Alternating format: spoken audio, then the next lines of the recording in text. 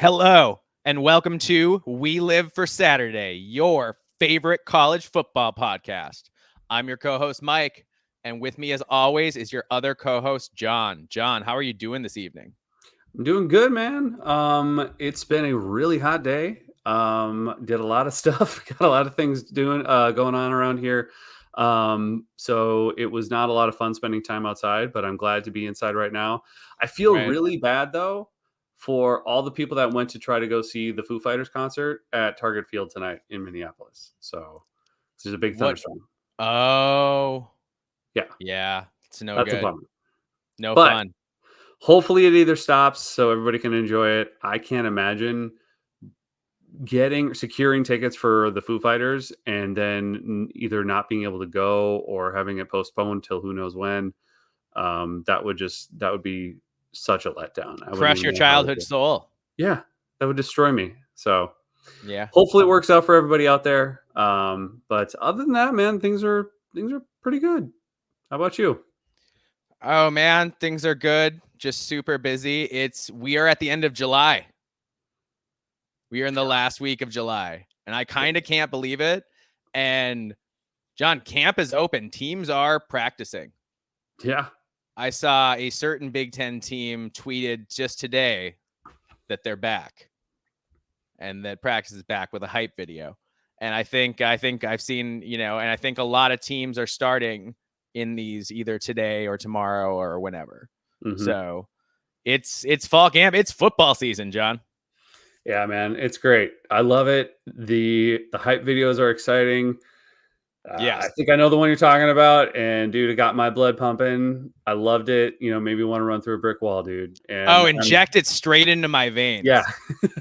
You put the right montage, the right training montage with the right music, and like I'm a sucker. You will get me every time. I'm pumped. I'm ready. Like it's go time. I mean, it hmm is still still have about 4+ weeks left, but we're getting there. yep. It's coming, man. It's coming, and oh, dude, I can't wait. I'm building a fire pit in my backyard Ooh, nice. for the fall specifically, like, because I mean, I can't wait for this thing. I have a buddy of mine who's coming down from Moorhead who works at Hebron Brick up there. So he does outdoor landscaping projects like for a living, and he's coming down to help me build it. And so I can't wait to have some Nice. fires outside, watch some football games, sit out by the fire at the end of the night, just relax, chill out. It'll be great. Yeah. And you can do that now that there's no Pac-12 after dark anymore. That's right. There's no late game, Isn't it like probably Big most of Ten the time. Saturday night or what are they calling it? Yeah, but that's still going to be like a prime time kickoff, right? Yeah. I'm talking about like 9:30, 10 o'clock kicks, Yeah. you know, just when it's just ungodly late and it's the end of a long day of watching college football and like my eyes are glazing over, but I'm like, but Mhm. every time I shake myself awake and I'm like, I'm not going to bed. Nope, not going to do it. I take a drink of my water and I'm just like, all right, I'm back in it. And then I'm in it for a while until my eyes glaze over. And then like I fight through that all the time till the end of the game, which I'm Yep. hopefully awake for. I hopefully time it out where I'm awake and then you finally go to bed. I mean, full disclosure, dude, like it's getting harder and harder for me, and was getting harder and harder for me now that there's no Pac-12 after dark to stay awake. Like dude, I just like I can't do it anymore. I don't have the endurance. Yeah. I mean, I'm there, I'm ready in the mornings, I get my workout in, all that kind of stuff, and then I sit there, I watch all the pregame stuff, and then I watch the games, and then I'm good, and then but like once like 9 hits, 10 o'clock, I'm just like I don't even know if I can keep my eyes awake or keep my eyes open anymore. So it was hard, man. It was hard. I would always record it though, so I could watch whatever I missed. I always just caught up on the next morning. So, but still, Right. those Yeah. days of being able to stay up late, man, they're over. It happens. It happens to everybody Yeah, at some point. I don't know. I've always been more of a night owl and you're a morning guy. So, true. I come from this from a different perspective than you do. That is true. You've always been better at staying up later than me. Yeah, but the world is made for morning people. So I'm just saying, you got that right. So good for you. That's true. Uh, realize We I should haven't talk about seen some it yet. football. Yes, we should talk about some football. Oh, first of all, this is the second in our 6-part series of preview episodes. So in part 1, we did Nebraska, Washington, and oh boy, who else did we do? I Nebraska, totally forget. Washington, Michigan. And Michigan, that's right, Yep. the national champs, of course. Of course. And tonight we are doing Ohio State, Wisconsin, and Iowa. Yep. So we are going to do this until 3-episode series or a 6-episode series. We do 3 teams per episode. So we'll talk a little bit of college football current events, and then we will turn right to those previews. And I will timestamp this, so you should be able to jump right to your team if you want to. Right. Amazing. Awesome. All right, let's talk football. John, it was just Big Ten Media Days. Yeah. Exciting stuff. Again, the start of the season right there for the Big Ten football. Yeah, really the official sort of started the kickoff of the season, Big Ten Media Days, absolutely. And Matt Rhule got up there and he made a little bit of, I honestly, here's the funny part. He made the comment and I was like, oh yeah, that makes sense. Mm-hmm. And then it became a controversial topic with everybody else talking about it. Like it was some sort of like ridiculous limb to go out on. So why don't you tell us more or less what Matt Rhule said? Well, Matt Rhule went up to the podium and he made a comment, just actually speaking just about the conference itself, stating that the Big Ten, he expects or assumes that the Big Ten will have at least 4 teams in the college football playoff every year. And he doesn't see any reason why that shouldn't be true, why that shouldn't happen. And I had the same reaction. I was like, yeah, okay. Yeah. I mean, that makes sense. It didn't seem like a big deal at all to me. I was like, yeah, okay, cool. Great. Moving on. Now, of course, other people, other networks, a certain 4-letter network that has an issue of anything positive when it comes to the Big Ten conference. ESPN's Paul Feinbaum had a big problem with it, and basically told, I'm not quoting him directly here, but he basically said that Matt Rhule should stay in his lane, and this isn't basically for him to comment on things like this. But I don't know. I mean, who are you, Paul Feinbaum? How many teams have you coached? How many 11, 12 win seasons have you had? Players you've developed to the NFL. I don't know, man. I have a. You know what? That's not even fair because Feinbaum's a media guy. Yeah. What takes? When is Feinbaum right about anything? I mean, he is just a gas bag, spitting out 10-cent takes like a mile a minute all the time. He recently said that Deion Sanders, a man who refuses to recruit high school players, largely won't. Yeah, he recruits a few, but not very many. He largely refuses to recruit high school players because he just doesn't want to do it. He doesn't want to put in the effort to do it. He said he should be the coach at USC, a place where you recruit 4- and 5-star prospects every year. Yep. So that's just that's ridiculous on its face. And Feinbaum acting like he knows more than Matt Rhule about football is ridiculous on its face because Paul Feinbaum is a pencil looking just wrong. He's just a big pile of wrong all the time. And I can't believe he thinks that I can't believe that he thought he's like, step aside, Matt Rhule. I'm the expert. I'm like, Paul Feinbaum, you're a joke. You're a national punchline. Nobody in college football takes you seriously. Do you remember when he used to be on Game Day for a couple of years at the height of his popularity? Yes. And he would say the same idiotic stuff on Game Day that he said on his radio show, except for instead of people acting like that was a reasonable opinion, the Game Day guys would just look at him like, what are you talking about? Yep. Well, yeah, that's the Paul Feinbaum experience. Well, I mean, he's a known SEC shill, and that's what it is. And part of it is him doing his job, but at the same time, and we've talked about this before so many times with other national media pundits about how you can still champion your league or the people that are paying your bills with without having to make unreasonable or outlandish takes. Like it doesn't, you don't have to be that way. No. And I also understand it's part of entertainment. I get it. It's, it's sports entertainment, but Uh-huh. it just, you're creating that and perpetuating the narrative that we have discussed at length here over the last year. And that's what this is doing.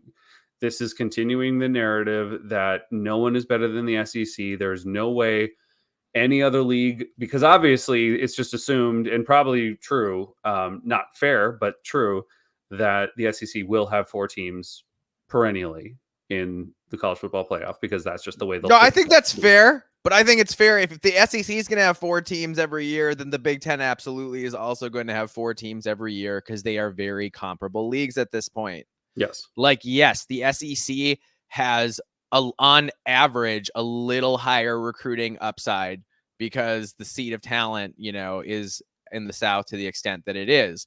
But, we both know once you get past those first 250 players or so, a lot of it is fit and development and that kind of stuff. Like it's not, you don't necessarily know who's going to be the most dominant unless you're the coach who's really good at this and can figure out, well, I need this level of agility at this position and I can give up this much speed if I've got this much tackling and, field awareness and whatever, and I can compensate for this at this position by having some guy, I can take my best players and compensate for the guys who aren't quite as good and, all that kind of stuff. Yeah. I mean, it does. I get it. There's logic behind it.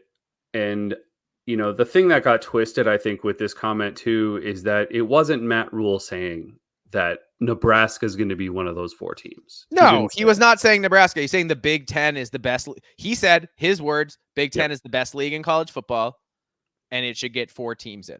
Yes. That's what he said. That's it. And it's not an unreasonable thing to say. The Big Ten is the home of not just the reigning national champions, but the reigning national runners up. Mm-hmm.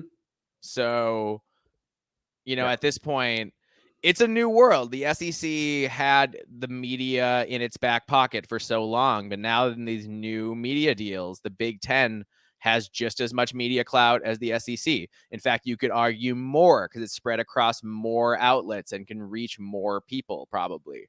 So we just need to make sure those other media outlets are, realize who is paying their bills now, and it's not the other way around anymore. But we need. Some of them really seem to still think that the SEC is paying their bills. It is true. Yeah. But sorry, side note. Yeah, I do think that'll be interesting to track as it goes on as well. Mm-hmm. So anyway, I think at the end of the day, man, I think Matt Rhule was right. He didn't say anything wrong. He was not, for anybody out there who was thinking he was trying to, champion Nebraska as being a college football playoff contender this year. He wasn't. And I didn't get that either from his comment when I saw it happen. I wasn't like, oh, great. He's being a Husker homer. No, there was nothing about that. I really like Matt Rhule. I think he seems like he's a good guy. I think he's a good coach. And he was just championing his conference. So I'm all for it. And I defended it on Twitter. I made sure to go out there and let people know, and I know you said something too. And then what's so funny, because we talk a lot about pandering and I found we try not to pander at We Live for Saturday. We're anti-pandering. Yeah, we're very much against it and not saying things just to gain favor from large fan bases, people for, pander for clicks, things like that, likes, follows, whatever. We want you to, of course, but we're not going to beg for it. So, but I found it funny how I said like one nice thing about Matt Rhule and God, I mean, I got hundreds of likes in a very short period of time, reposts. Yeah. I mean, I gained like probably 15, 20 followers. Sure. For saying just one nice thing about the Husker fan base. Well, I mean, not even about the Husker team or the fan base. It was about their coach. Yep. And, we talk a lot about other podcasts and shows, whatever, that cover teams like that a lot repeatedly, and what happens, and it's funny, huh? I guess it works. Like, Yeah. do we want to like start doing that? Is that like, do you We think could that's a good lean idea? into it. We could start pandering too. Yeah, maybe we only talk about the same 5 teams over and over again. How about we do that? Like, that's We could just, do that and too. yeah, and Just every once in a ignore while, everybody else. yeah, I could get that's really, really into Ohio State's backup Nickelback. Just become an evangelist. Be like, let's do it. dude, that guy, let me tell you, he's not going to play a lot this year, but when he does, Mm-hmm. that kind of stuff. Yeah. So it's just funny how that happened, but no. In all seriousness, we are not going to do that. Thank you, first off, for all of those likes and those follows and those reposts. And I meant every word I said.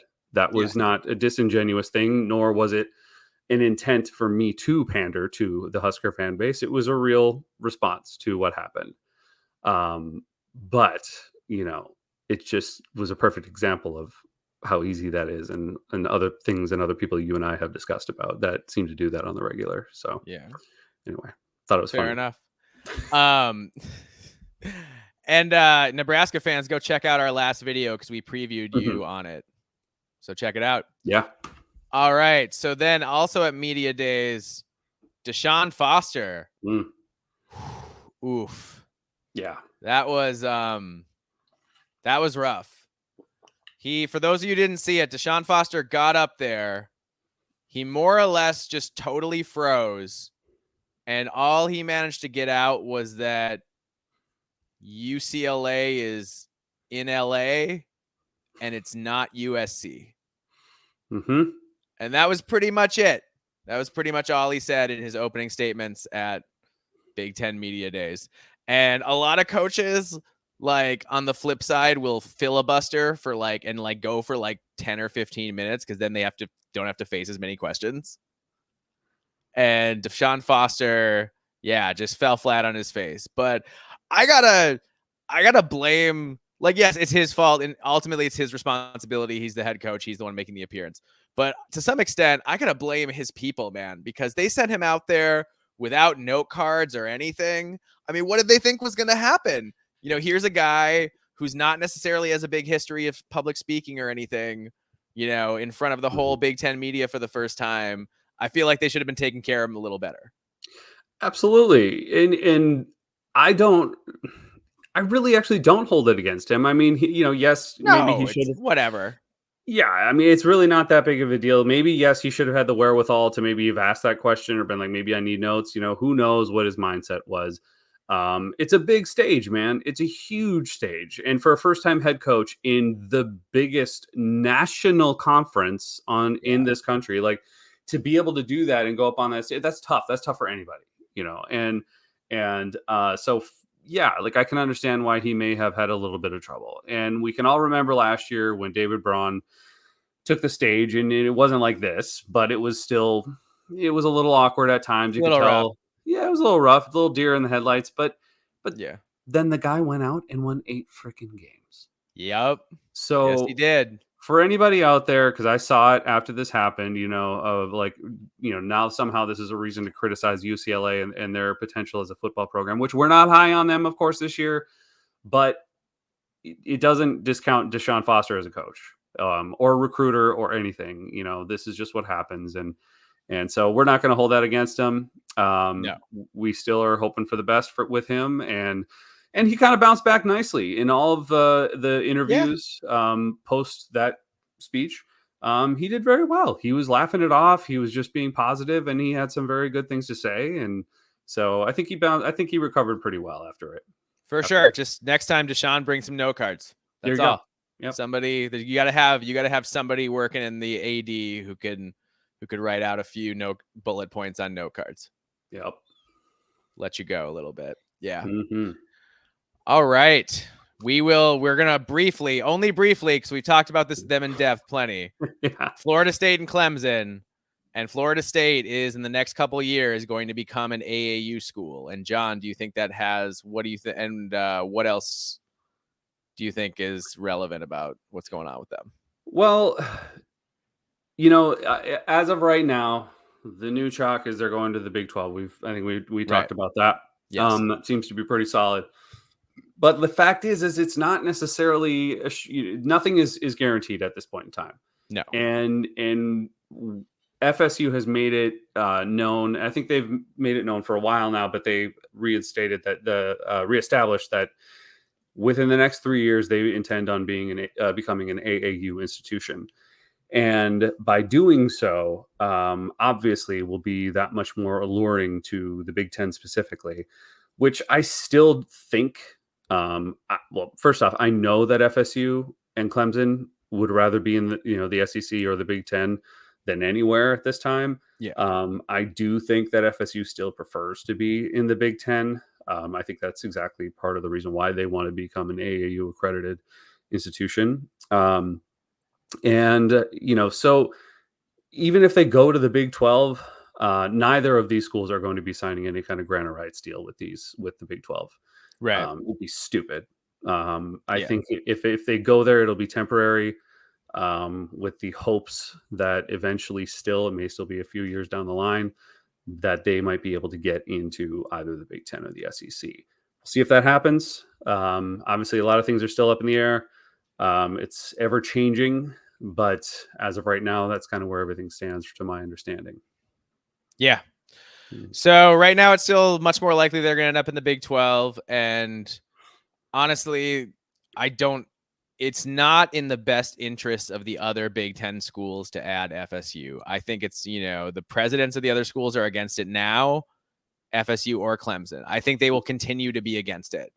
And that has to be worth something, So I hope that we keep, those Southern schools completely out of the Big 10. I don't think we need that at all.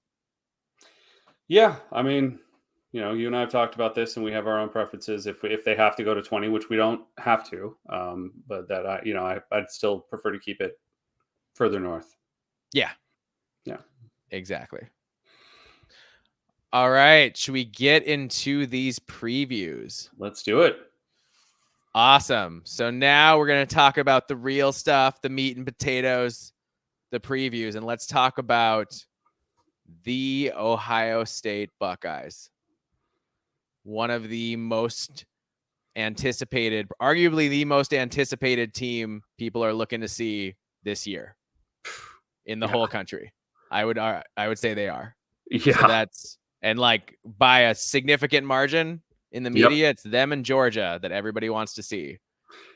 And I'd have to say even Ohio State's ahead of Georgia right now as far as what they want to see.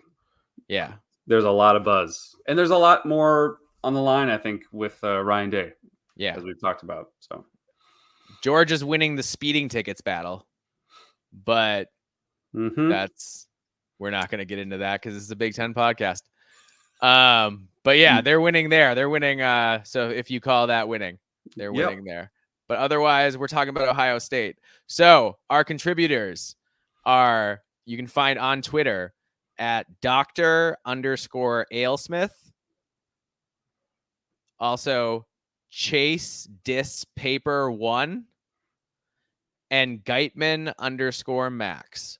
So all of those guys are awesome follows on Twitter and have a lot of good college football information and conversation going on. So yeah, please go out there, give them a follow, and enjoy their content. Yeah, they got lots of good information, but they're also good people. And it's always a good time. They're really informative for sure. Absolutely. So the way we do this is I'm going to go through the questions that we had for our contributors and their collected answers. And then at the end, John and I will give our overall arching thoughts on the teams, and we'll talk about schedule a little bit. All right. So question 1, now that you've seen how your team did in the portal and how spring went, what is your expectation for this season and your projected record for 2024? Dr. Ale says, honestly, it's national title or bust. This was true even before the additions from the portal. Ohio State was pretty stacked before those portal additions. But then with all the guys who returned, including most of the defense that ranked second in the country in scoring last year.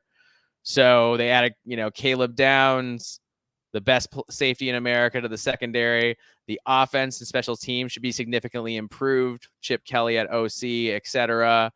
So yeah, national title or bust. Chase Dispaper said same. Expectations are high. Obviously, projected record is undefeated until I see them play, which is fair. Ohio State's that good. Yep. And Max says my expectations this year are to win every single game that we play. If there's a loss in there, it's Oregon. If playing them in Indy, they should win. Also expects a deep run in the playoffs and a national championship. So, John, right there off the bat, Ohio State, it is national title or bust for the Buckeyes. Absolutely. And I do not disagree at all. No. Nope. All right. Rank the following positions and groups and how strong you think they are comparatively.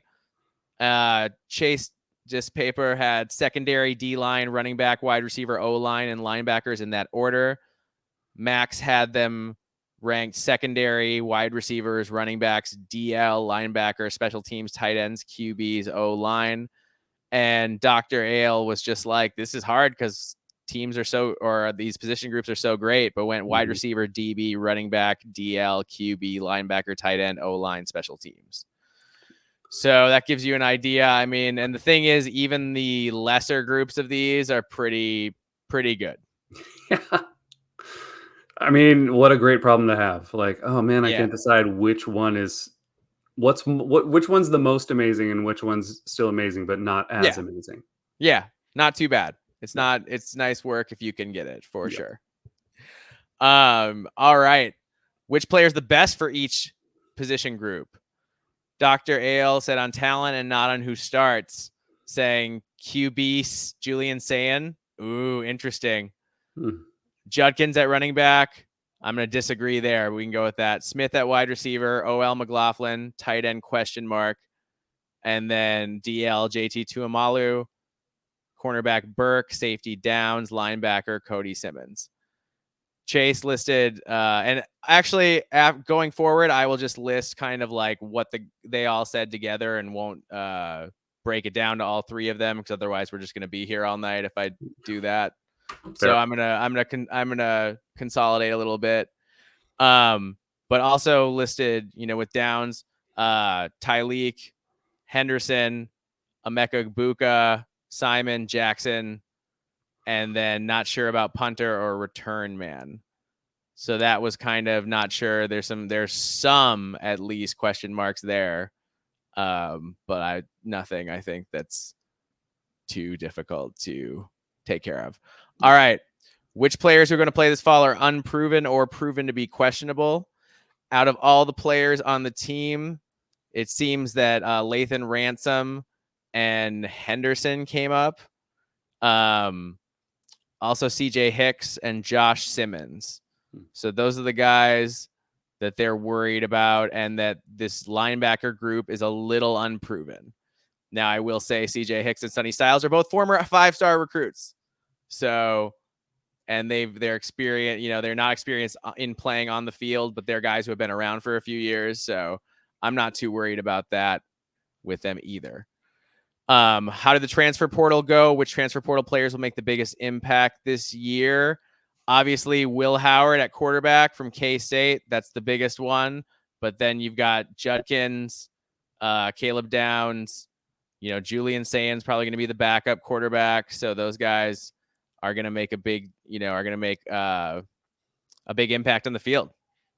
So, yeah. Which members of the coaching staff are in prove-it mode this year? Will these coaches be fired if things don't go well for their position groups?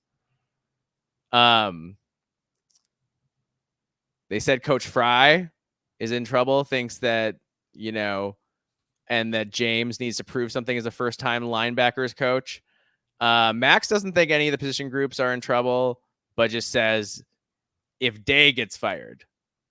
So that's a little foreshadowing right there of the next question. How do you feel about your head coach heading into 2024? No. Dr. Ale said, I really hate to say this, but Ryan Day could be let go by the end of the season. He has the second highest winning percentage of any OSU coach ever.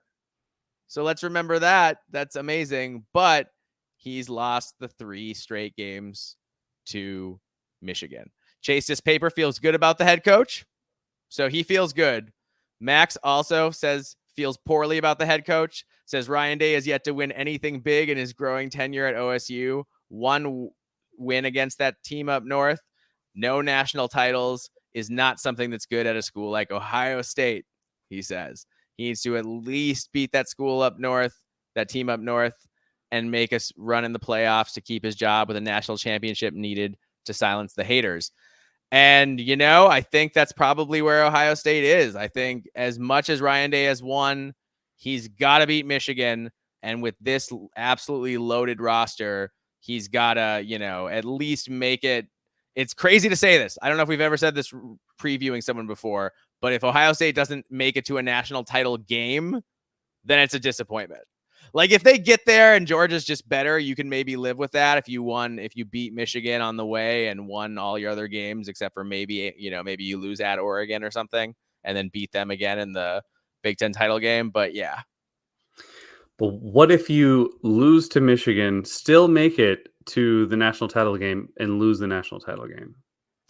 Oh, wow. Then what happens?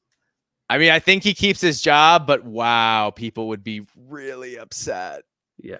Really upset. That would be a boiling hot kind of cauldron to coach in 2025.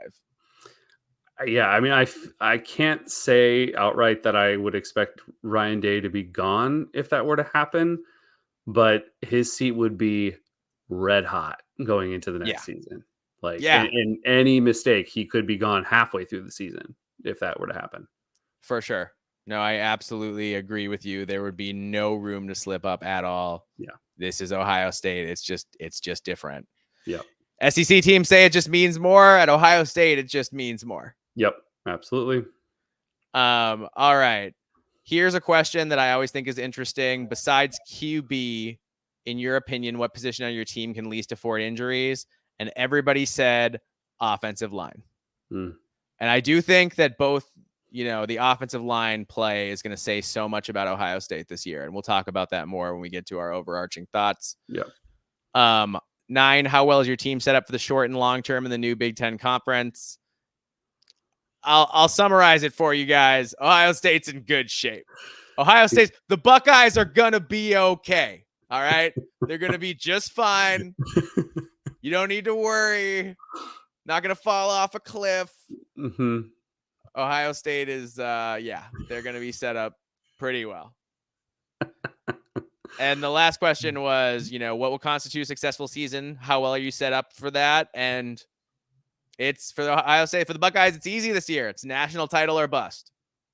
And that's it. That's the whole thing. Yep. Must be rough. Yeah, it's wild. Mm-hmm. Max thinks this is the first year that Ohio State and Ryan Day finally understand how important it is to beat Michigan. So I don't know if I buy that. I think he knew it was important before, but you can definitely, there's a heightened sense of urgency is what you get out of that, right? Yes. With the fact that it's rumored that Ohio State spent $20 million on this year's roster. So when you do that, you're expecting big returns. And not only the roster, but the coaching staff as well. Yes. They beefed up everywhere. We talked about not being high on UCLA. It's not because Deshaun Foster did anything wrong. It's because Chip Kelly left a smoking crater when he basically stopped recruiting there and started looking for other jobs towards the end. Mm-hmm. So that's why UCLA is in the situation they are in. But it worked out really well for Ohio State. Yep. So let's talk Ohio State overarching thoughts. John, Ohio State dominated the transfer portal. Judkins, Caleb Downs, Seth McLaughlin, Will Howard at QB, all of it. Their lower round pro level underclassmen guys all came back. Guys who could have gone pro, who could have been drafted in the 4th, 5th round, were like, no, we're going to come back for another year, do some more NIL, try to improve our draft stock, win a national title. And, guys like cornerback Denzel Burke are publicly stating national title or bust. Like the players are embracing that themselves. They're not pretending like it's any different. Mm-hmm. The offense gonna be electric. I mean, I just think of a Ryan Day passing game combined with a Chip Kelly running game. Like that could be just ridiculous. And it's going to be such a schematic advantage, I feel like, for them. You know, they're not just going to have the advantage of the Johnnies and Joes, but like they're going to have it with the X's and O's too. They're going to have a pretty good advantage. So that's something that it could be. I mean, are we talking about a record-breaking offense this year? I think it's possible. I think when you have Chip Kelly at the helm, where his only job now is to 100% focus on your offense and its success on the field, that is terrifying for opposing defenses. I think Ohio State is primed and ready to go and win a national title. They are my current favorite to win the national title. Yeah. At preseason. I do agree, and I think, and it's so funny how we're going to talk about this more and more, and to maybe hopefully some new listeners here from some of the West Coast schools, like of how we're going to continue to emphasize. You're going to hear these other fans from different teams, including Ohio State, talk about the offensive line and the importance of your line of scrimmage. And even at Ohio State, you know, who has weapons everywhere, they are concerned. There is cause for concern there, and lack of depth possibly. Now their depth it's is the one position where they wanted to get a guy in the transfer portal and they didn't get one. Mm-hmm. So that just goes to show you how important it is in the Big Ten. That even Ohio State puts an emphasis on that, and when they show concern, it's usually it's at the line of scrimmage is where what they usually talk about. So, do I think they're going to be fine there? Yeah, I think they've got enough talent in the backfield and at the quarterback position and a mobile quarterback that they'll be okay. But it could hurt them if their offensive now on the other side, if their offensive line turns out to be incredible. Dude, it's going to be like Michigan in a way last year. Nobody is going to stop them. No one is going to stop them. They will run everyone out of the frickin' stadium. It'll be game over by halftime. For most teams. It also might be like Michigan in that we won't actually know whether Will Howard is just really good or like truly great because he's just not going to be asked to do that much. Yeah. It's going to be like in the heyday of Nick Saban before he went to like the spread wide open passing, when Nick Saban would ask his quarterback to like throw screen passes and hitches to tight ends and wide receivers. And that was like it. Yep. And people be like, oh, this Alabama quarterback, he's great. I was like, he doesn't do a lot, but didn't have to. Didn't matter. Yeah. And also, Howard can run the ball a little bit too. Yep. Yes, he can. And we've said this before on the podcast. I expect the Buckeyes to be a much more run-heavy team this season.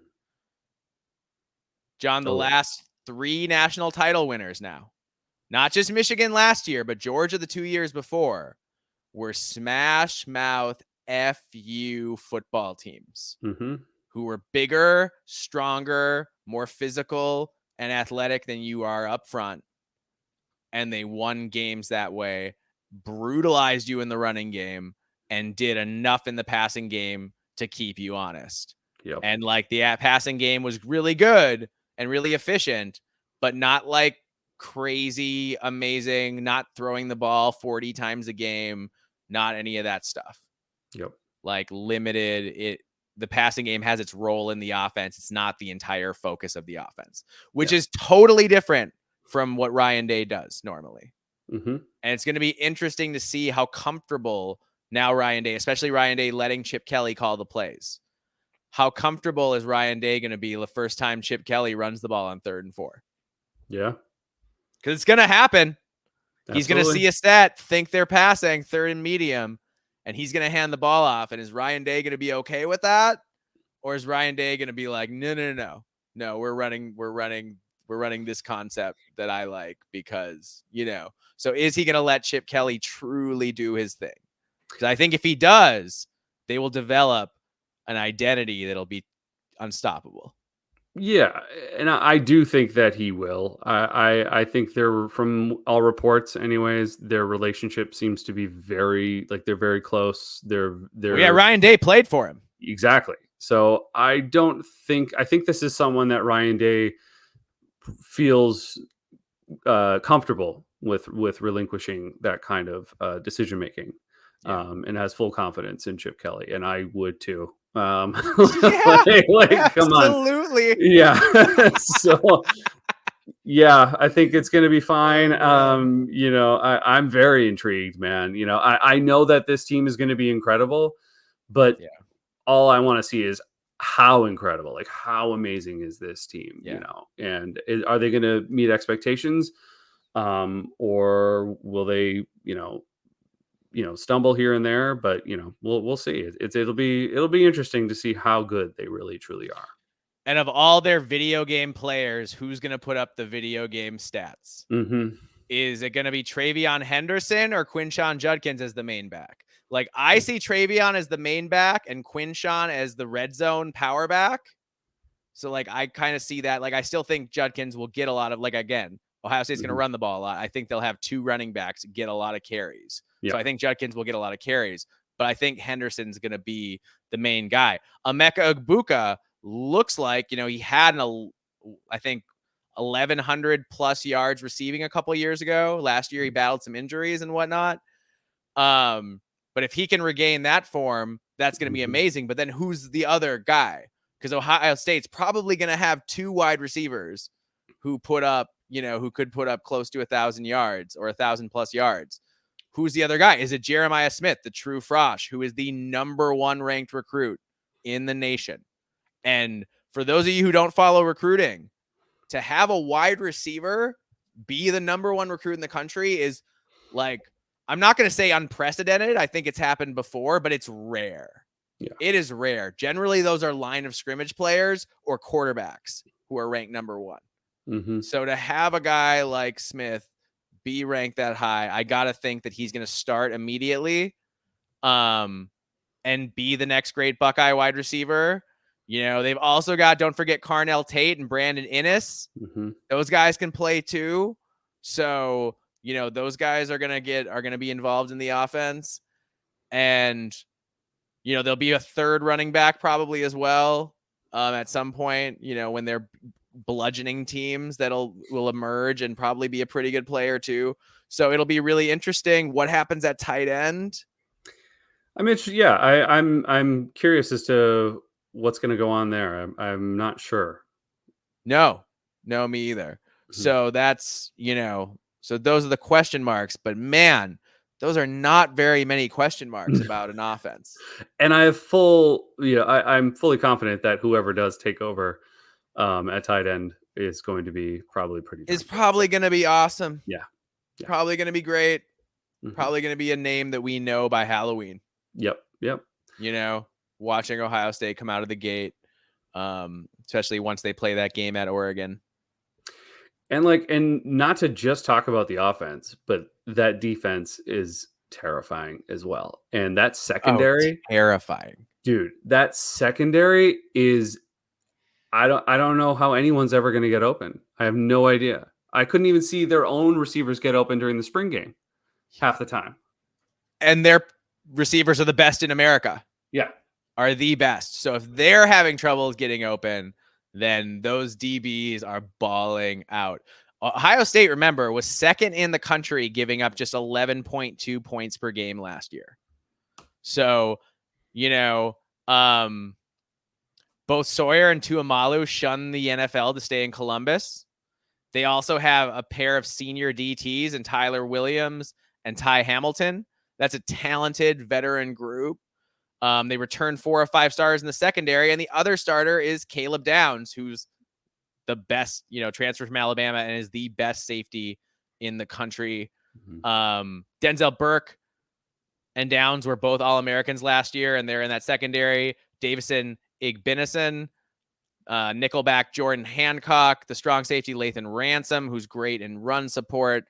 I mean, like I said before, the only unsettled position is the will linebacker, but they have 2 former 5-star recruits battling out in CJ Hicks and Sonny Styles. And they're not only former 5-stars, but they've been around for a while.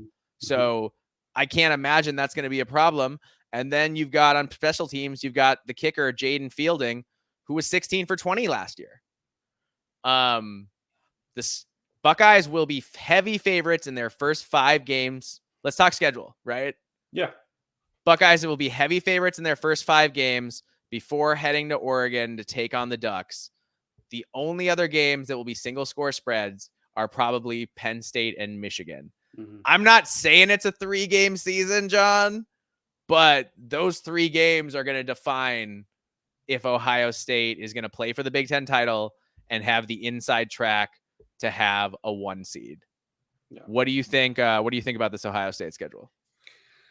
Yeah, I feel the exact same way. I don't see at this point in time the only 50-50 game for me is Oregon.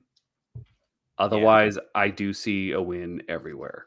I see everything else in a win column. I'm not saying they're going to blow out Michigan or Penn State, but I just think that Oregon is the only one that may give them some trouble. But that's it. And even that, we'll see. I'm super intrigued just to see how good this team is going to be. But I think it's national title or bust. I really do. And I think they're going to win it too at this point. I do as well. I think it's good that they get Iowa the week before Oregon. Because that'll get that offense ready to play against a truly elite defense. Yeah. So I think that's actually a good scheduling spot to catch the Hawkeyes. I think that'll be good for Ohio State going into that Oregon tilt. They get that bye before Nebraska, so they have time to prepare for Nebraska and Penn State coming off the bye. So that'll be a good time to get healthy. So that's timed out pretty well. That game at Penn State, not going to be a whiteout. And that makes a difference too. Yeah. Because, Penn State's always a tough place to play. Don't get me wrong. But it is tougher in a whiteout. Yes, it is. So I think that's a good break for Ohio State. I think that's going to be a big noon game, I believe. So I think that plays out in their favor as well. So really, like I said, the only thing, and the game against Michigan is also in Columbus this year. Yep. I think they're set up, man. They are truly set up. Everything. The only question mark is that game in Eugene at Oregon. And oh man, I mean, Oregon's tough, dude, but I just think the Buckeyes are going to be so ridiculous. Well, and I don't, and for any Oregon fans out there too, like, you need to understand what's going to be showing up to your stadium. It's going to be crazy. Yeah. This is not going to be like the Pac-12. Like, no, these fans are going to, especially Ohio State fans, dude, they are going to show up in droves. They're going to be loud and obnoxious, and they're going to know their stuff. So be prepared. Yeah. They're gonna try to invade, and like Oregon's got a great home field advantage. Yes. They have a great fan base. Absolutely, Oregon is gonna show up for that. That's gonna be. I mean, everyone's saying it. We might as well say it. That's the Big Ten game of the year: Ohio State at Oregon. Agreed. And it could be a preview of the Big Ten title game. Yeah, that's totally possible. That's on the table. Absolutely. So I think that's wild. John, I just think, let's say the Buckeyes do it. Let's say they win the national title. That would be Michigan and Ohio State going back-to-back national titles. Can you imagine the meltdown Paul Feinbaum is going to have? I mean, that's on the Feinbaum show. It's going to be, Paul, what have we done? Paul. Well, he'll make up some excuse. Happen? Oh, there'll be some excuse. There'll be some reasoning behind it. Oh, well, like, this is some, BS justification of why Georgia wasn't quite up to par this year, and Kirby Smart, and and then I'm missing my old buddy Nick Saban too. I mean, it's a different landscape. There's a lot of transition going on. So that's it's gonna be he'll spin it. the way he does, and not give not give Ohio State the credit that it deserves. Yeah. So that's I'm that's what I so expect. pumped to watch these Buckeyes. Yeah, me Like, too. I can't even believe it. Like, the only disappointing fact is that they don't play anybody good out of conference. Yeah. That's frustrating because it's like we got Akron, Western Michigan, Marshall, who combined last year won 12 games, all of them put together. Yeah. So, like, that's not going to tell us a lot about the Buckeyes. But we felt that way about Michigan last year. Right. And here's my question. Okay. Sorry. What happens if Julian Sayin? No, you're good. What happens if Julian Sayin just balls out when he comes off the bench? Because right now he looks like the backup. Yeah. And apparently he's got the arm, like the best arm on the team. So what if Sayin comes off the bench and is just going crazy on the, against these teams? Are we going to have a QB controversy in Columbus? And is Ryan Day going to have to figure that out before he gets to Oregon? I didn't think about that. I didn't think about that as a possibility. I mean, I know that Sayin is going to be. I'm sure he's going to be a fantastic quarterback, no matter what. He's But not the running threat that Howard is, so I gotta No. say that. And Ohio State struggled in the red zone last year at times, Yeah. so that they want that running threat. But it's just if he comes, man, this fan base, you know how they are. Yeah. If he looks like he's got the better arm, there are going to be people calling for him to be playing. And I hear that, but we need to also understand that this Chip Kelly offense, is he going to want and have it built around a more mobile quarterback? And that's what I have a feeling he's going to do. Yes. Oh, he absolutely is going to. Oh, for sure. No question. It's going to be built for Will Howard. This thing is designed for Will Howard. They don't want Julian Sayin to make this a quarterback controversy.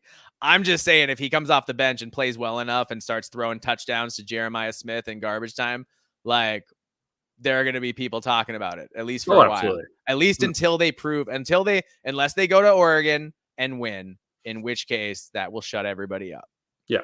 Yes.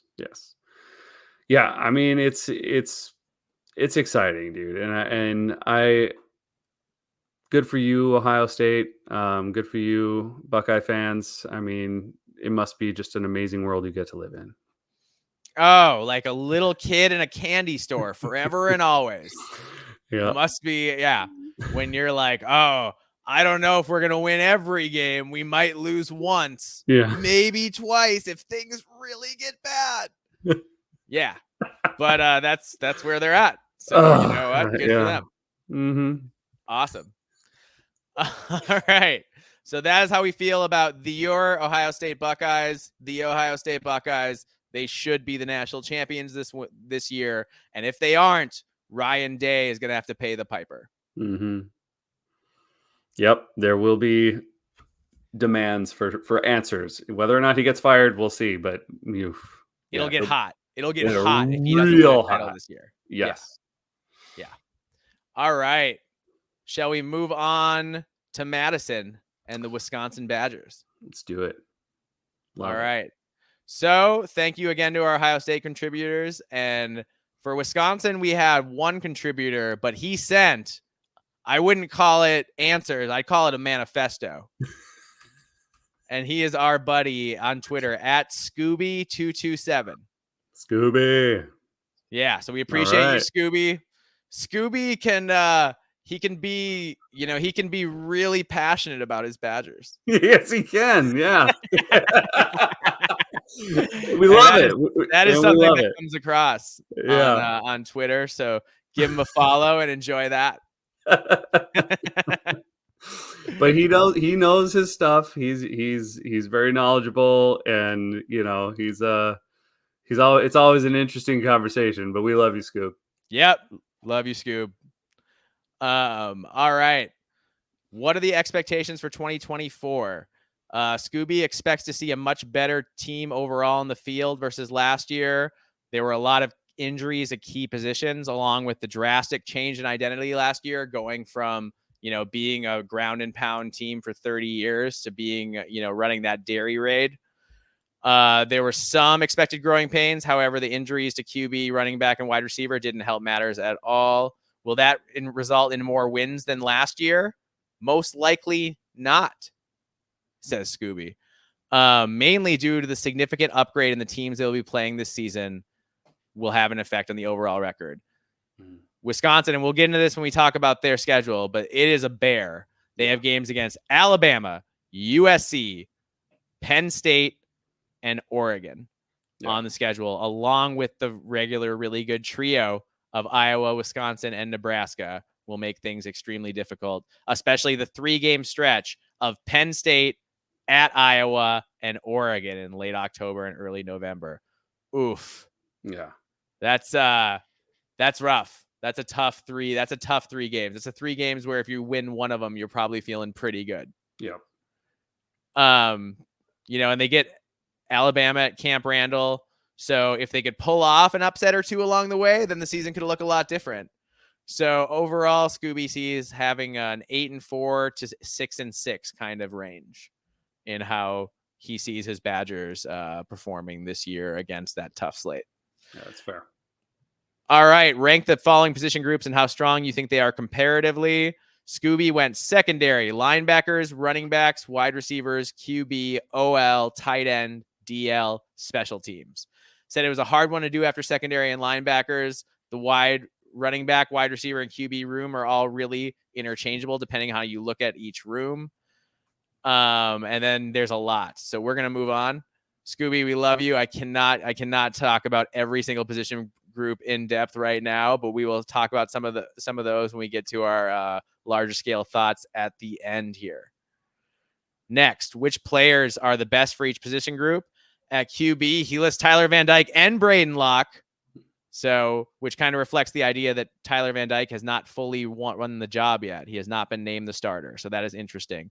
Running back Ches Malusi and the Oklahoma transfer Tawi Walker. Wide receiver Will Powling and Bryson Green. Tight end Riley Nowakowski and Tucker Ashcraft. Offensive line Riley Mallman, Jake Renfro, DL James Thompson, and Kurt Neal. At linebacker, Jaheim Thomas and Jake Chaney. Cornerback, Ricardo Hallman returns, and he's obviously a really good player. Safety, you get Hunter Wohler back. He's an even better player. Yeah. And Austin Brown. And special teams, Nathaniel Vakos and Kaysen Pfeiffer. Which players are going to play this fall who are unproven or proven to be questionable? And he's saying this is going to the players who are the new stars. And he starts with the QB, Tyler Van Dyke. A 3-year starter at a Power 4 program in Miami. And, Alabama tried to get him to transfer. He mentioned that a couple years ago. But, Van Dyke has had his struggles on the field too. So we've seen some of that. And he split the first team reps with Braden Locke in the spring. So does that mean that it's actually a close race? Or is that like Luke Fickell trying to light a fire under Tyler Van Dyke to be the absolute best he can be? I don't know. That's a question that I would be interested in knowing the answer to. Also mentions Joe Brunner at left guard, a new member of the starting OL at Wisconsin. And John Pius, the DN, the transfer from William and Mary in FCS school, who had a lot of production there. And see how does he translate, as a defensive end in the Big Ten. How did the transfer portal go? And he says transfer portal went really well for Wisconsin. You saw more players transferring out than in. Were all guys from the old staff, and they weren't happy with their roles.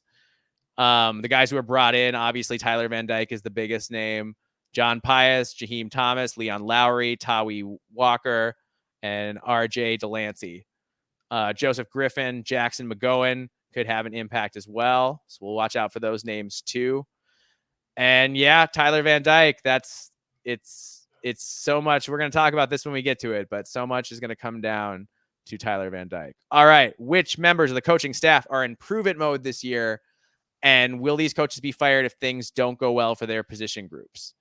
So Scooby said something interesting here. He said it's about offensive coordinator Phil Longo, that he thinks that even in year 2, so I thought he was going to say nobody because it's only year 2. Yeah. But he's saying that the offense was worse in 2023 than it was in 2022 under the old scheme, which is, which you and I expected last year because we thought it was such a dramatic change. But a lot of people thought it was going to just come off without a hitch. I thought, hey, Luke Fickell is a great coach. He's going to succeed, but it's going to take a couple years, I feel like, for it to really kick in. Yep. So, yeah. As for the rest of the staff, most of them are year 1 or 2, so not really worried about coaching. There's not really a prove it year situation going on. Yeah. How do you feel about your head coach heading into 2024? Luke Fickell, he says the feelings are awesome. Off the field in the last 2 cycles, he's brought in some nice talent. He's recruiting at a pretty high level. He's gotten that new coach bump, and he's managed to capitalize on that a little bit. So that'll be interesting and exciting for Wisconsin fans as he's getting, that talent in both this year and then next year into the locker room. Besides QB, in your opinion, what position on your team can least afford injuries? And says straight up, it's the lack of depth at offensive line. And John, how many teams say that? How many teams that we come to say that if it's not, say that the offensive line is where they're worried about having injuries? Ohio State just did. Yeah. Yep. We just talked about it. Absolutely. Yep. So they lost Trey Wedig to Indiana, Nolan Rucci to Penn State, and Dylan Barrett to Iowa State. So those are big depth losses. So it'll be interesting to see how well they fill those and what happens if someone is injured for a while and can't go for Wisconsin, who would be the guys that could potentially step up. Mm-hmm. How well is your team set up for the short and long term and the new big? So short term, they're in a really good spot. They have the coaching staff NIL, and they're finally getting rid of the old shell, which was the old indoor practice field for so long. That's really hampered a lot of recruiting efforts for a long time. So Wisconsin Wisconsin probably has the oldest infrastructure in the big, and that is not great. Long term is where he worries some, not necessarily Wisconsin itself is going to be in a really bad spot, just that, and then he doesn't, that's what he said. Mm-hmm. All right. A lot of teams who are used to winning 7 and 9 games might have to change their expectations. What constitutes a successful season, and how well are you set up for that? For Wisconsin, the expectations used to be to win the West, get to the Big Ten championship game, and try for the college football playoff. He's saying it's the same now. You're still trying to get to the college football playoff. There's just no Big Ten West division to win or try to win. So yeah, says that the NIL and facilities are improving day by day. And so Wisconsin, he thinks can get back to winning 8-9 games, hopefully a year. Yeah. So, John, thoughts? Let's talk Wisconsin offense. Do you believe in Tyler Van Dyke? And that's my question for you, because this is dairy raid. This is an air raid offense. So even though they want to run the ball and they're going to run the ball, it is incumbent to run an air raid offense. You need a quarterback who can be accurate and timely in those short to medium range throws on a regular basis. He has to get the ball out quickly. He has to be accurate, because if he's not accurate, the players in space can't make plays once they catch the ball. So how much do you trust Tyler Van Dyke to do that? And I don't know, man. I'm not saying he's bad. Mm-hmm. We've seen him be really good, but we've seen him be really bad. Yes. And he's been poor the last couple of years. He's been poor a lot more than he's been good. So do we blame that fully on Mario Cristobal? I blame it a lot on Mario Cristobal. Mm-hmm. I think he's a recruiter, not a coach, when it comes down to it. But can Tyler Van Dyke bounce back in his first year in this new scheme and really get the job done? I think Wisconsin's hopes are on his arm. I agree.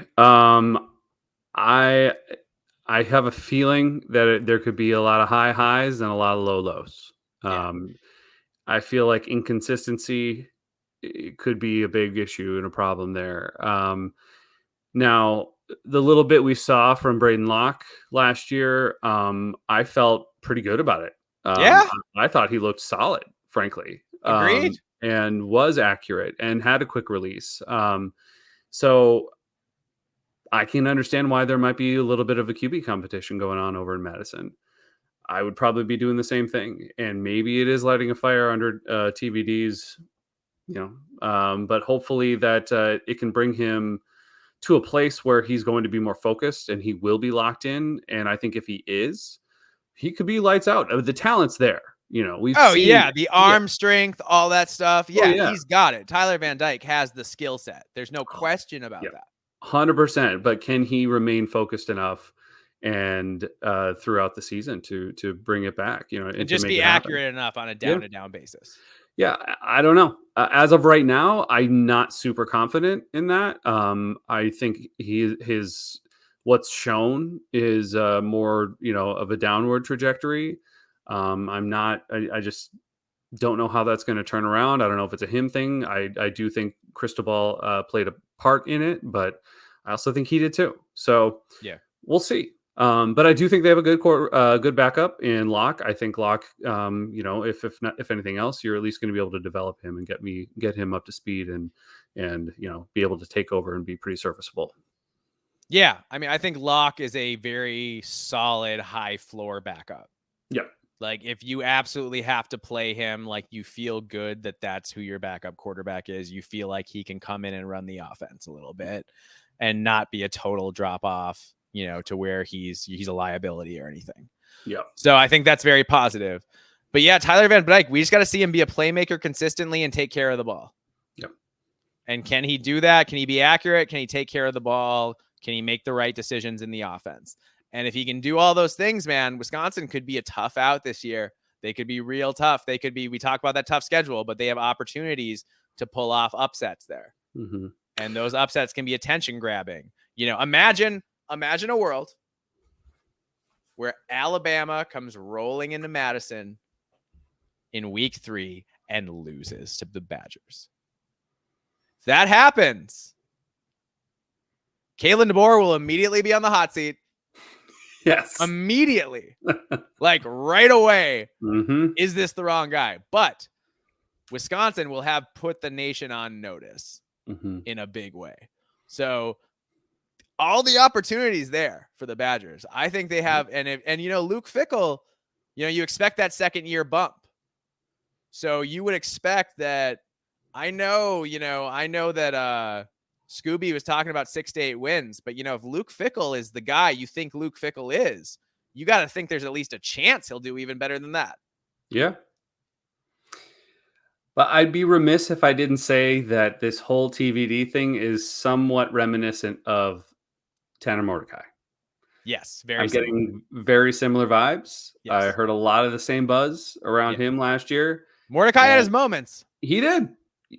But again, it was high highs and low lows. It was inconsistencies across the board. And there were games he looked phenomenal, and then some games didn't know what he was doing. I know he got hurt, but still. So that's kind of where I'm feeling with TVD. I can see the potential of it being amazing or falling apart. And I'm also really, really nervous about their running game.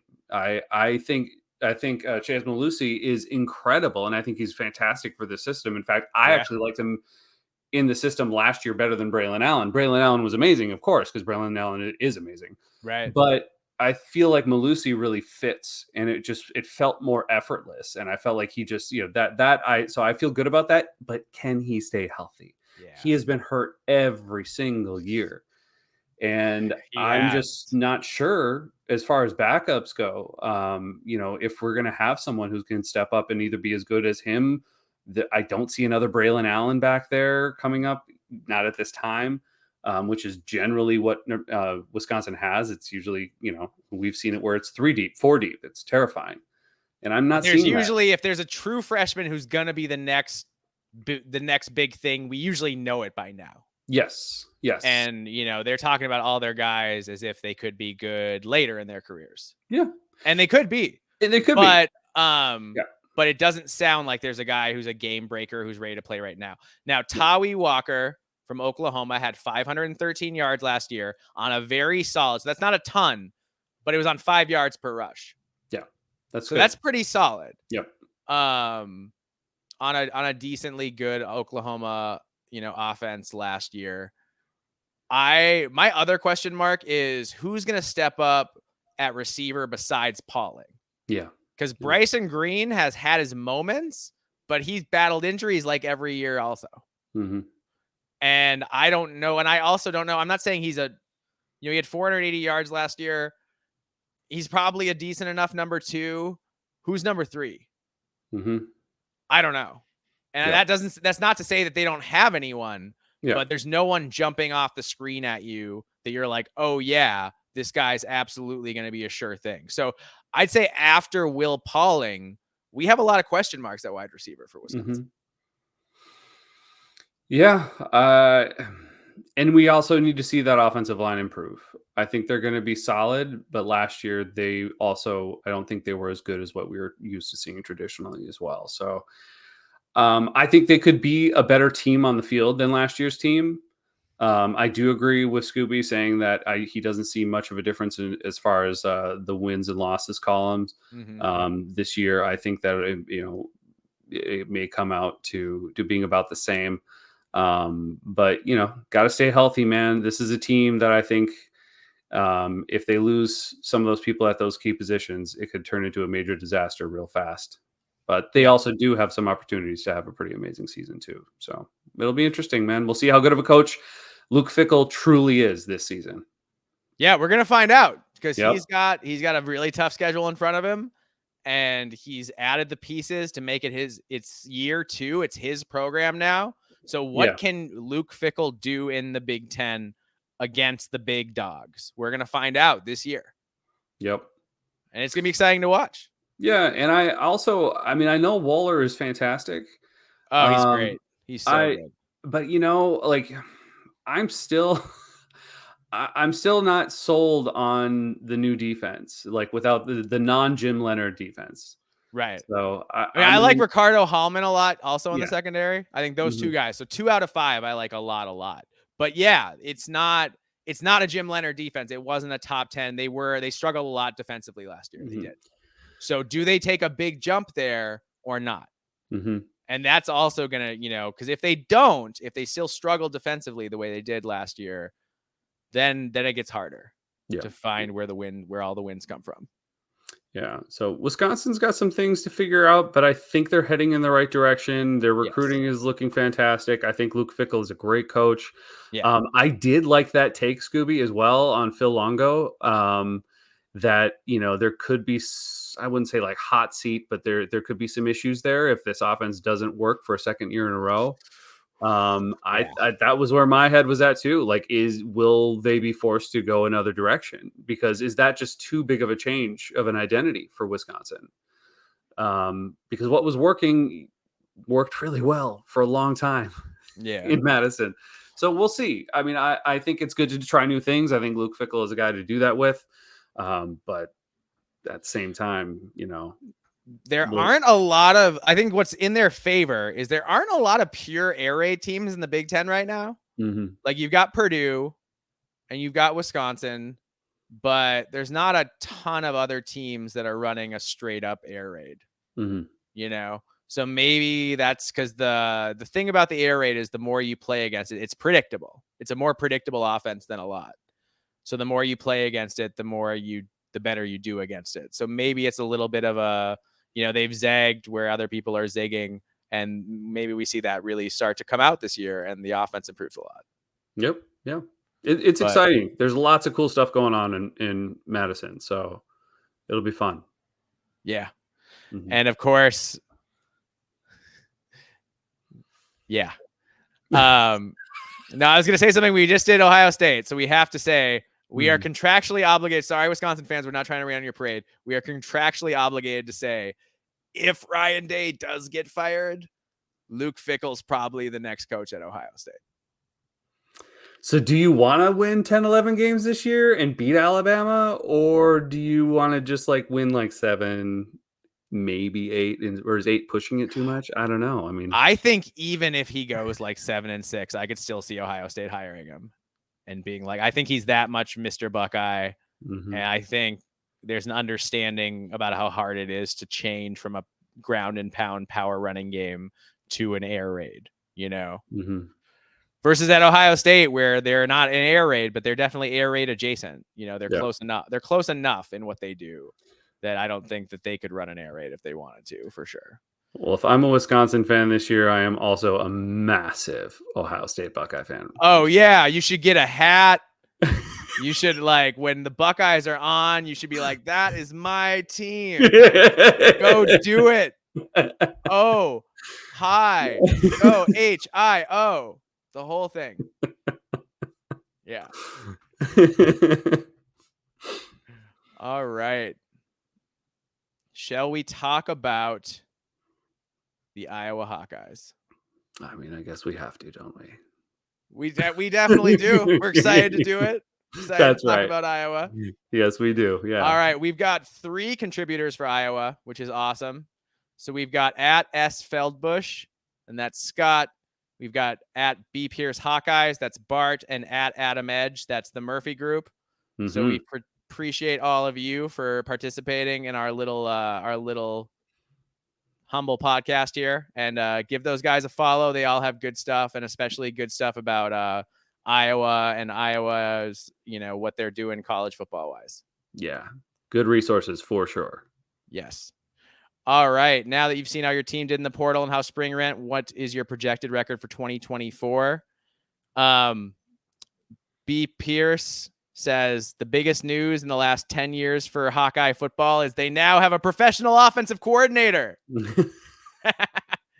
He said, my son plays D3 football at McAllister, and I promise you I would have taken every MIAC O coordinator over Brian Ferentz 8 days a week. Says he's probably a good dude and an excellent football coach on the offensive line, but an offensive coordinator, he was not. So is excited about the stout defense and special teams play, and says his prediction for 24-25 is, and we'll get into this as we go, folks, 10-2. And then says, yikes, this somewhat terrifies me. Scott has similar sentiments and has 10-2 or 11-1 listed. And so does the Murphy group, has the same kind of expectations. So we'll get into this now, but there are very, very high expectations in Iowa City this year. Yep. And that's something we'll talk about as we go along here. Rank the following position groups and how strong you think they are comparatively. Said linebackers, running back, secondary, special teams, tight end, defensive line, offensive line, QB, wide receiver was about, and that was a pretty similar across all 3 of them. So I kind of just brought those together. Which player is the best for each position group? Linebacker, we've got Jay Higgins. Secondary, Sebastian Castro. Running back, Caleb Johnson. Tight end, star Luke Lachey. Special teams, Drew Stevens, the kicker. DL, Y.A. Black. Offensive line, Mason Richmond. QB, Cade McNamara. Wide receiver, Caleb Brown. Also saw a Deontay Craig sighting on there. And yeah. Which players who are going to play this fall are unproven or proven to be questionable? And the biggest question that comes to mind for everybody pretty much, I think, is Cade McNamara. Is he healthy? Because if Cade McNamara is healthy, this Iowa offense could be poised to be take a real jump. If not, then I don't know what we're going to see. We're going to find out how good Brendan Sullivan is. And we know Brendan Sullivan can play a little bit, but he's also a little bit turnover prone too, which is not the kind of thing that Kirk Ferentz likes. He does not like turnover prone. That is not his thing. He wants to protect the ball at all costs, even if that means being more conservative than usual. Murph also mentioned defensive end Ethan Herkett, who's been hit with injuries and only has 1 career sack. So that could be a guy to watch to see if he is able to step up to the challenge and be the guy, you expect an Iowa defensive end to be. How'd the transfer portal go? Which transfer portal players will make the biggest impact this season? It wasn't a big transfer portal group for Iowa, but getting Brendan Sullivan to back up Cade was a big deal. And, Bart Pierce said, transfer portal giveth, it taketh away. And Caden Proctor came from Alabama to Iowa, was a star, starting as a true freshman at left tackle in the SEC. So he was, for a national title contender and SEC champion in Alabama. So Caden Proctor, a fantastic player. Iowa was really hoping to move one of their tackles inside. They think he's more of a guard playing tackle, and Caden Proctor was going to allow them to do that. Without Caden Proctor, you still have somebody playing offensive tackle that you probably think is really a guard.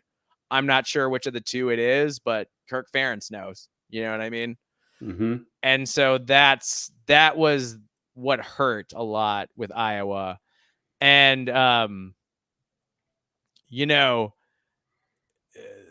Murph made the point that also hurt the collective because people thought, oh, Caden Proctor got this money. Yeah. And then he just bolted.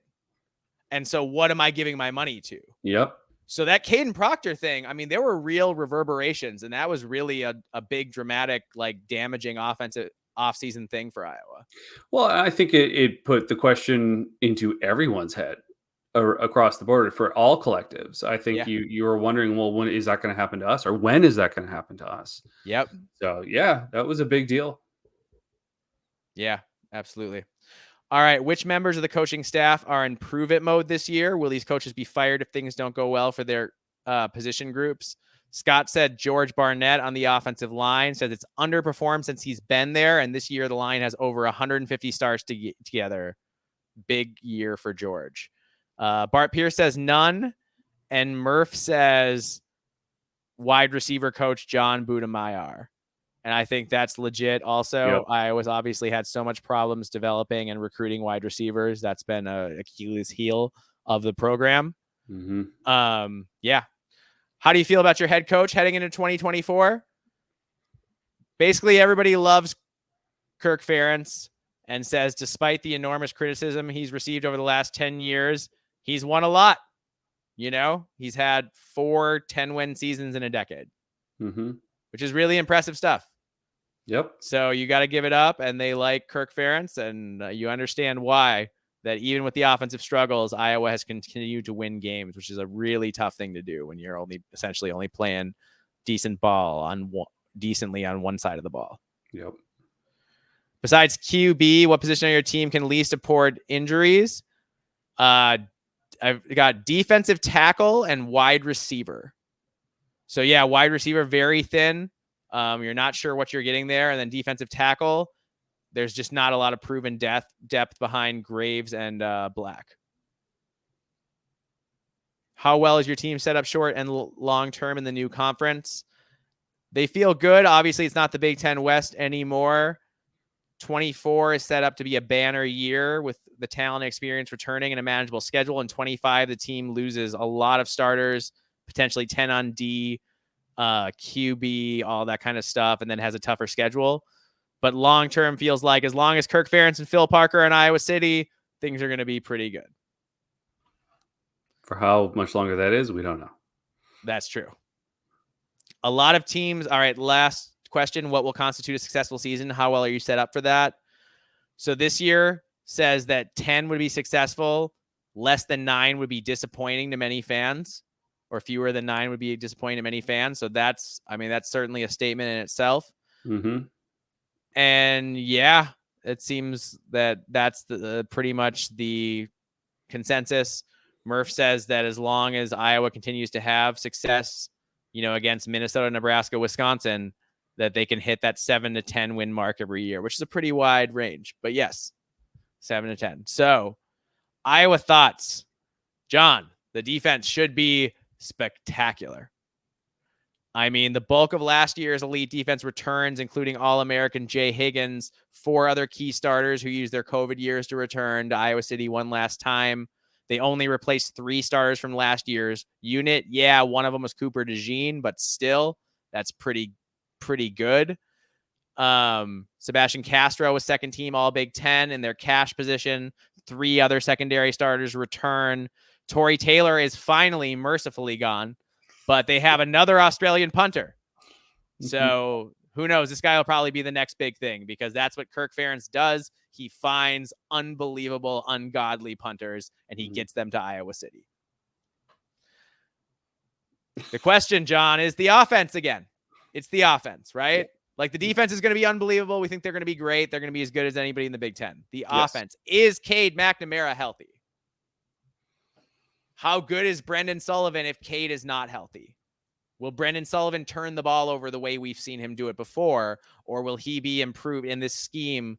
And also, will Tim Lester be allowed to significantly shift Iowa's scheme? He normally uses 3 wide receiver sets as like a base offense. I don't think Iowa has enough good receivers to run a 3 wide receiver set as a base starting offense. Maybe in like long yardage situations, but like you're going to want to have 2 tight ends on the field because that's what Iowa's good at. Yeah. So, and they have Luke Lachey, and I'm sure they have another guy who's good. They always have another tight end who's good. Mm-hmm. So that's my question. And then will Kirk show more aggression on offense, or will Lester do the same things Brian Ferentz did because that's what Kirk wants, and Kirk is actually the problem? That's the question. Is Kirk the problem? That's, and that's where my mind, and I think everyone is really at the back of their minds wants to know this year, and we'll find out. Because, Brian Ferentz took all the heat for how many years in a row? All the heat. He took all of it. All of it. So is there some kind of drastic change now that Tim Lester is there and Brian Ferentz is gone?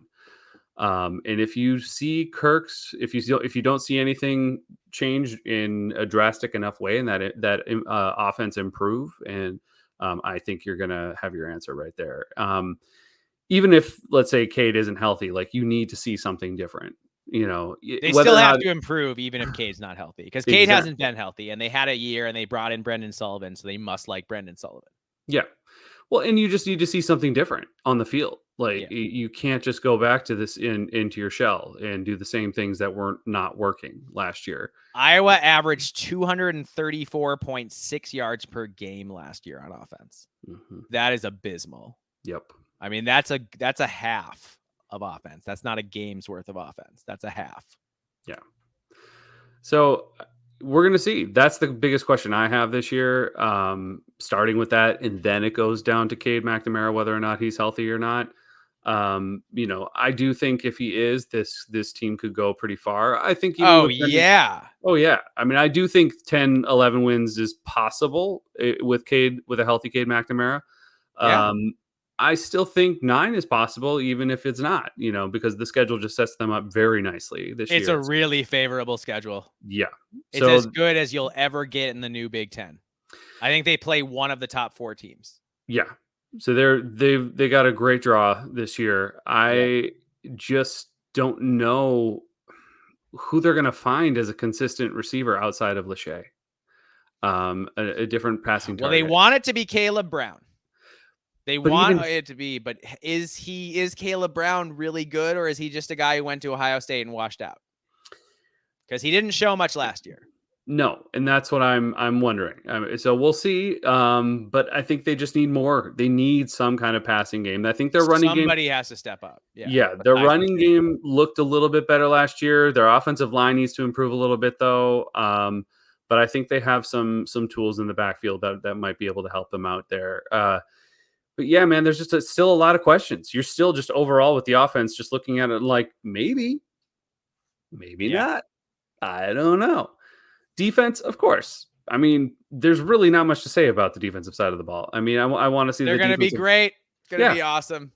I want to see the defensive line step up a little bit more, but like other than that, I'm not. I think they're going to be absolutely outstanding all over the place. So.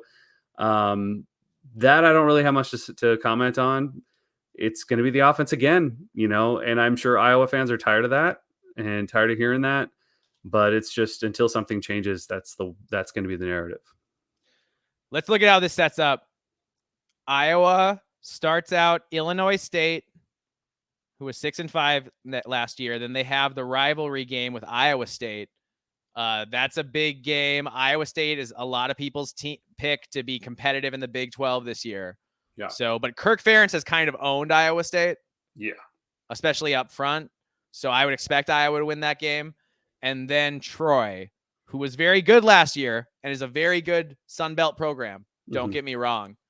But ultimately, Iowa should be able to win that game, get to 3-0. And then they play at Minnesota, at Ohio State. Mm-hmm. And if Iowa can get through that, if they can beat, if they can win one of those games, probably at Minnesota, then they're set up to have that giant season. The problem with Iowa is they always start out slow. That's true. So they need to come out hot at the beginning of this season, and I think remove all of those questions from the Hawkeye faithful of whether or not this offense can be effective. Kirk Ferentz came out at media days and said this has the potential to be a really good offense. So Kirk, we need to see a really good offense now. But anyway, go on. Yeah, and you got to do it against these early season opponents. Like, you have to do it. You have to show it on the field. For me, at least, as as a fan, I would want to see that. I want to see you really take it to some of these teams, and not give me any reason for concern. Yeah, but it'll be interesting. I think they have the potential definitely to win 10 games. And like I said before, even if McNamara isn't 100% healthy, I think Sullivan could still lead them to about nine wins. Yeah. I mean, expectations, John, will never be higher in Iowa City. Yeah. And in the past, Kirk Ferentz has been better with low expectations and not always as good with higher expectations. True. So I think this is a big, when you look at the future of the program, you look at the future of Kirk Ferentz in Iowa City, everyone's expecting Iowa's going to win 9-10 games. And maybe if they win 10 games, sneak into the playoff, right? Yep. That's the expectation. If you go 10-2 in the new Big Ten, you should make the playoff, period. So that's something that should happen. And Iowa would be poised to be the first Big Ten non-helmet school since Michigan State to make the playoff. Yep. And that was, a decade ago. So that's a lot, man. That's a lot of pressure. I would argue that there is almost as much pressure on Iowa this year. Not almost, but that after Ohio State, the next two programs with the most pressure are Penn State and Iowa. And I just think there's an expectation that Iowa's going to be in that playoff hunt. So if they aren't, if they backslide, if they go 8-4, it's going to feel like an enormous missed opportunity and a disappointment. Yeah. And I think it's going to make some people in Iowa City question where the program's headed. Yeah. Well, I'm sure there's questions going on, obviously, of what they've been so frustrated with over the last number of years with Brian Ferentz there. And obviously, like we just talked about, him taking the heat. And if it does take that backslide, I get it that the Hawkeye faithful love Kirk Ferentz. He has been amazing for you for so long. He's all some of you have ever known. Yeah. Him and Hayden Fry. Yeah. So I understand that consistency and all of that, and change is scary. So I'm sure at the back of your minds, it's terrifying that if he leaves because it's going bad, or if he leaves because he just decides to retire, that change is going to be terrifying. Yeah. For you. So we'll see. I think that's very intriguing. I do expect them to do very well. Even if there are some hiccups here and there, I like I said, I really don't see them losing less than 9 games this season. So I wouldn't be worrying too much this year. What would cause me concern is if I didn't see the offense change or improve at all. Sure, we still win 9, maybe even 10 games, but we're still doing it in the exact same way. They're not winning 10 games without a better offense. Yeah. Well, I'm not doing that again. It's not happening. If some miracle happens, the fact is that's not sustainable, is the point I'm trying to make. Yes. So you're going to want to see that, even if you still happen to win these games, it's going to be terrifying the whole time. So it's going to be an uncomfortable season winning, but still winning. So yeah. So big, this is Kirk Ferentz. Kirk Ferentz kind of in a prove it spot here. Yeah. Haven't seen that in a while. No. Usually Kirk Ferentz is playing with house money. Yeah. But this year, their chips, Iowa's chips are kind of pushed in, and we'll see if he can capitalize on it. Yeah. Lots of good stuff, man. Absolutely. John, we got through 3 more teams in the preview. All right. Loving it. This is going good. Yes, Yeah. absolutely. This being on YouTube is exciting. So please like and subscribe. We Live for Saturday. Come. And if you are an audio only listener, please go to YouTube and like and subscribe to our YouTube channel. That will help us find more viewers and listeners, and we would really appreciate it. So I know there's a certain group of you have been with us in the beginning on the audio platform. So if you could do us a solid right now, please go to YouTube, and anyone else who finds this, please go to YouTube, like and subscribe, because you want to subscribe because we're going to be previewing three Big Ten teams every week until the season starts. Yeah. And then once the season starts, we will be putting out content twice a week. We do Sundays, we review the games that happened, and then a couple days later, we will preview the following week's games.